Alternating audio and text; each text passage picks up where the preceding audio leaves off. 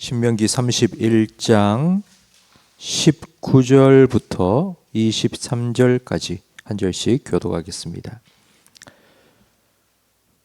그러므로 이제 너희는 이 노래를 써서 이스라엘 자손들에게 가르쳐 그들의 입으로 부르게 하여 이 노래로 나를 위하여 이스라엘 자손들에게 증거가 되게 하라. 내가 그들의 조상들에게 맹세한 바 젖과 꿀이 흐르는 땅으로 그들을 인도하여 들인 후에 그들이 먹어 배부르고 살찌면 돌이켜 다른 신들을 섬기며 나를 멸시하여 내 언약을 어기리니 그들이 수많은 재앙과 환난을 당할 때에 그들의 자손이 부르기를 잊지 아니한 이 노래가 그들 앞에 증인처럼 되리라. 나는 내가 맹세한 땅으로 그들을 인도하여 드리기 전 오늘 나는 그들이 생각하는 바를 아노라. 그러므로 모세가 그날 이 노래를 써서 이스라엘 자손들에게 가르쳤더라. 함께 읽습니다. 여호와께서 또 눈의 아들 여호수아에게 명령하여 이르시되 너는 이스라엘 자손들을 인도하여 내가 그들에게 맹세한 땅으로 들어가게 하리. 강하고 담대하라. 내가 너와 함께 하리라 하시니라. 아멘. 본문 23절 말씀에 보니 하나님께서는 눈의 아들 여호수아에게 이스라엘 백성을 가나안 땅으로 인도하여 드리라고 말씀하십니다. 지금 신명기 31장에는 모세에서부터 여호수아로 이스라엘의 지도권이 이양되고 있습니다. 그동안 모세가 한 일은 변호사요 검사의 역할을 했습니다. 하나님 앞에 섰을 때에는 이스라엘 백성이 불순종하고 죄짓고 그런 이스라엘 백성의 죄를 하나님 앞에서 좀 용서해 달라고, 하나님 은혜를 베풀어 달라고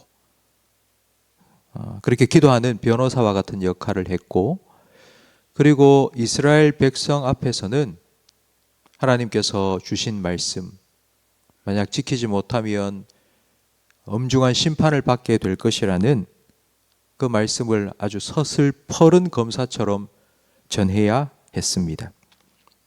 그러니까 모세 이후에 여호수아도, 그리고 여호수아 이후에 이스라엘의 영적인 지도자들이었던 왕들이나 아니면 선지자들도 다 이와 같은 하나님 앞에서는 변호사요, 백성들 앞에서는 검사의 역할을 했습니다.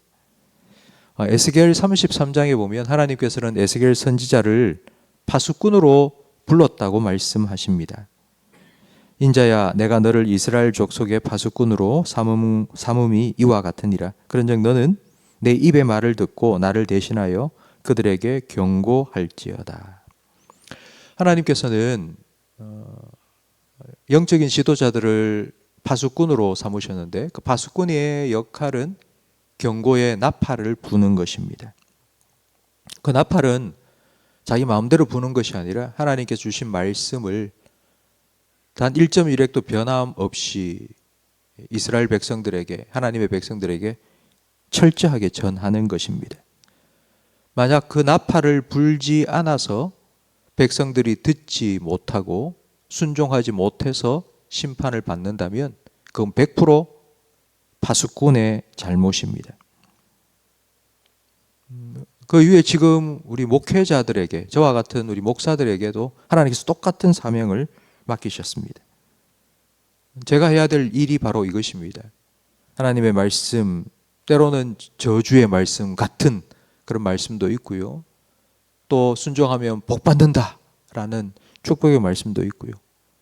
근데 이 말씀도 다 하나님의 말씀이기 때문에 하나님의 말씀을 1.1획도 마음대로 바꾸지 말고 그 고스란히 전해야 될 책임이 저에게 있습니다. 그렇기 때문에 여러분들은 저를 위해서 기도해 주셔야 됩니다.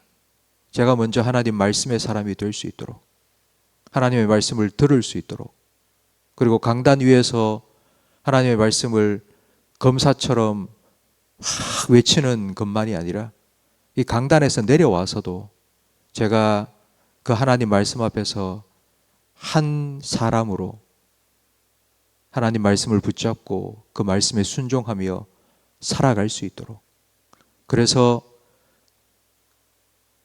파수꾼처럼 나팔을 부는 것만이 아니라 하나님 말씀에 철저하게 순종하며 그 삶을 보여줄 수 있는 그런 사람 될 수 있도록 기도해 주시기를 바랍니다.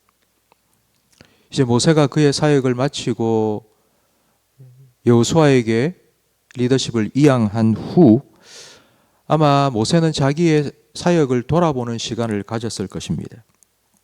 과연 나는 이 백성들을 잘 가르쳤나? 이제 나는 떠나고 이스라엘 백성은 하나님이 약속하신 가나안 땅에 들어가서 살게 될 텐데 과연 내가 전한 이 말씀대로 백성들이 순종하며 살까?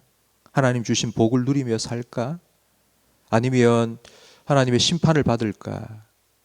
모세가 참 고민이 많았을 것입니다. 그런데 이건 모세의 고민만이 아니라 하나님도 똑같이 고민하십니다. 그래서 하나님께서는 모세에게 하나님 주신 말씀을 더 잘 가르칠 수 있도록 그 말씀을 이스라엘 백성이 잊지 않고 기억하며 살 수 있도록 여러 가지 지혜로운 방법을 알려주셨습니다. 그 중에 하나가 바로 신명기 6장에 나오는 하나님께서 주시는 말씀을 손목에 매라, 이마에 붙여라, 들어가고 나가는 대문 밖에다가 기록을 해 놓아라. 그래서 집에 들어가기 전마다 그 말씀을 읽고 들어가라. 하나님께서 가르쳐 주신 방법입니다. 그리고 하나님께서는 수많은 저주의 말씀을 주시면서 제발 좀 지켜라. 내가 이런 저주를 하겠다는 말이 아니고 제발 좀 지켜서 이 저주가 아닌 복 좀 받아라. 또 가르쳐 주셨습니다. 이것도 부족한 것 같아서 하나님께서는 이제 마지막으로 한 가지 방법을 모세에게 알려주시는데 그게 바로 19절 말씀에 나와 있습니다. 19절에 보니 그러므로 이제 너희는 이 노래를 써서 이스라엘 자손들에게 가르쳐 그들의 입으로 부르게 하라. 이제는 노래를 부르라는 것입니다. 우리가 흔히 노래를 부른다 이런 말 하지 않습니까? 노래를 부른다는 말은 계속해서 응얼응얼 한다는 겁니다. 성경이 총 66권입니다. 창세기부터 요한계시록까지. 그런데 예레미야 애가를 찾아라, 빌레몬서를 찾아라. 그러면 성경이 어디인 줄 알고 쭉 찾을 수 있는 이유는 우리가 어릴 때 배웠던 노래 때문입니다. 창세기 출애굽기 레위기. 저도 유치부 때 이 노래를 배웠습니다. 그런데 지금 몇 년이 지났습니까? 50년이 지났는데도 아직도 하나도 까먹지 않고 다 기억하고 있습니다. 하나님께서 이 신명기의 말씀을 노래로 지어서 가르쳐 부르게 하라고 하신 이유가 바로 여기에 있습니다. 절대로 잊으면 안 되는 내용을 아주 쉬운 곡조에 맞추어서 또 부르고 또 부르면 그게 마음에 머리에 각인되기 때문입니다. 그렇기 때문에 우리 신앙생활에 있어서 기도를 많이 하고 성경을 많이 읽는 것만큼이나 중요한 것이 바로 이 찬양, 노래를 하는 것입니다. 사실 하루하루 살다 보면 정말 너무너무 피곤해서 입도 뻥긋하지 못할 때가 있지 않습니까? 그럼 기도가 안 나옵니다. 기도가 나오지 않을 때. 그리고 하도 많은 고민, 걱정거리가 있어서 성경을 읽으려고 해도 머리에 전혀 들어오지 않고 눈에 들어오지 않을 때, 바로 그때 우리가 해야 될 일이 찬양입니다. 눈만 감아도 저절로 흥얼 나올 수 있는 그런 찬양이 다 한두 곡씩 있지 않습니까? 그런 찬양을 부르면 우리의 마음이 그 찬양의 가사에 나오는 하나님이 이런 분이구나. 우리가 생각하게 되고 우리의 마음을 그 하나님 앞에 잠잠히 내려놓을 수 있습니다. 어떨 때는 10분, 20분 기도하는 것보다 찬양을 한 곡 부르는 것이 더 은혜가 되기도 합니다. 하나님 앞에 쑥 들어가야 되는데 하나님을 만날 지성소까지, 아니 내 마음의 지성소까지 쑥 깊이 들어가야 되는데 아무리 기도하려 해도 기도도 막히고 말씀을 읽으려고 해도 잘 되지 않을 때 정말 찬양 한 곡을 눈을 감고 부르면은 그냥 쑥 들어가는 것을 경험하기도 합니다. 우리는 예배를 드리기 전에 찬양을 합니다. 예배를 드리기 전에 찬양을 하는 이유가 바로 이것 때문입니다. 찬양은 예배를 준비하기 위해서 하는 것이 아닙니다. 찬양하는 그 자체가 예배입니다. 그렇기 때문에 우리는 찬양을 할 때에 우리의 입을 열고 그리고 온 마음을 다하여서 찬양해야 됩니다. 예수님께서는 기도를 할 때에 중언부언하지 말라고 가르쳐 주셨습니다. 중언부언하는 기도는 마음이 담기지 않고 입만 뻥긋뻥긋하는 기도입니다. 그런데 우리가 찬양을 할 때도 이 중언부언하는 찬양을 할 수가 있습니다. 다 알고 있기 때문에. 그래서 내가 별로 좋아하는 찬양이 아닌데, 그래서 앞에서 찬양을 인도하시는 분이 이렇게 찬양하자 하면은 그냥 가만히 있기도 하고, 별로 내가 좋아하지 않는 찬양이고, 그래서 이러고 있을 때도 사실 있습니다. 그러나 여러분, 마음을 다하여서 여러분 입을 열고 내가 잘 모르는 찬양이라면 그냥 입으로 찬양 가사를 함께 그냥 읽으면서 여러분도 함께 마음으로 찬양하시기 바랍니다. 사도행전 16장에 보면 바울과 실라가 복음을 전하다가 빌립보 감옥에 갇혔습니다. 그때에 그들은 그 감옥 안에서 찬양을 불렀습니다. 복음을 전하다가 감옥에 갇혔는데 뭐 기뻐서 그렇게 찬양을 불렀겠습니까? 도저히 힘들고, 그래서 이거 찬양까지 안 부르면 내가 죽겠다 이런 마음으로 부르지 않았겠습니까? 그렇게 찬양을 부르고 불렀더니 이스라엘의 찬양 가운데 거하시는 하나님께서 그곳에 찾아오셔서 그들을 묶고 있던 착고를 풀어주시고 닫혀있던 옥문을 활짝 열어주셨고, 복음을 전하다가 빌립보 감옥에 갇혔으니 복음의 문도 닫힌 것 같았는데 그 간수를 지키는 간수장의 마음을 활짝 여시고 그 가정의 문도 활짝 열어주셔서 주 예수를 믿어라, 그리하면 너와 내 집이 구원을 받으리라. 그 하나님의 구원의 역사가 일어난 것입니다.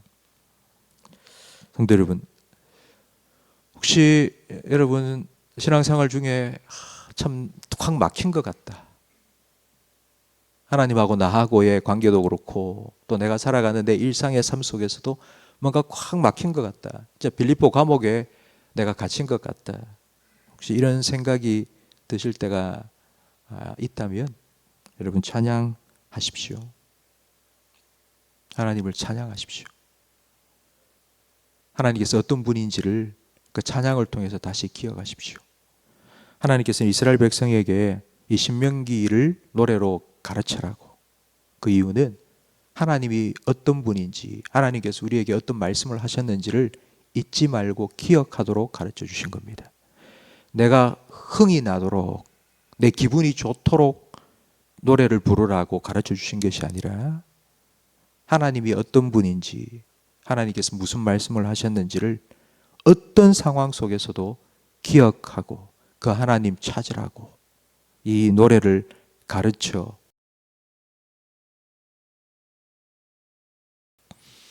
우리가 찬양할 때 하나님께서는 빌립보 감옥 문을 여시고 착고를 푸신 것처럼 그렇게 우리에게 찾아와 주실 것입니다.